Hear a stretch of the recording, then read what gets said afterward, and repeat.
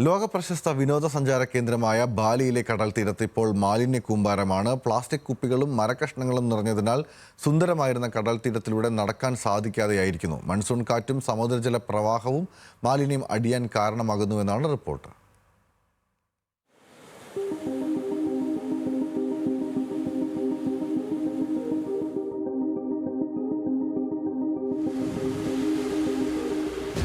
ബാലിയിലെ പ്രശസ്തമായ കെഡോങ്കാനൻ ബീച്ചാണ് ഇപ്പോൾ മാലിന്യങ്ങൾ മൂടിയ അവസ്ഥയിലുള്ളത്. ദിവസം തോറും ടൺ കണക്കിന് മാലിന്യങ്ങളാണ് തിരമാലകൾക്കൊപ്പം കരയിലേക്ക് അടിച്ചു കയറുന്നത്. പ്ലാസ്റ്റിക് കുപ്പികൾ, മുളം കഷ്ണങ്ങൾ, പാഴ്വസ്തുക്കൾ എന്നിവ മൂടിയതിനാൽ കടൽ തീരം കാണാൻ തന്നെ സാധിക്കാത്ത അവസ്ഥയിലാണ്.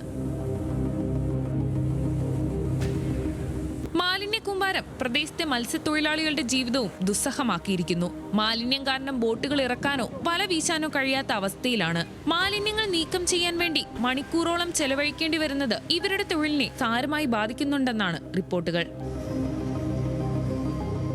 ബാലിയുടെ സൗന്ദര്യം ആസ്വദിക്കാനെത്തുന്ന വിനോദസഞ്ചാരികളെയും ഈ കാഴ്ച നിരാശരാക്കുന്നു. പ്ലാസ്റ്റിക് കൂനകൾക്കിടയിലൂടെ നടക്കേണ്ട അവസ്ഥയിലാണ് സഞ്ചാരികൾ.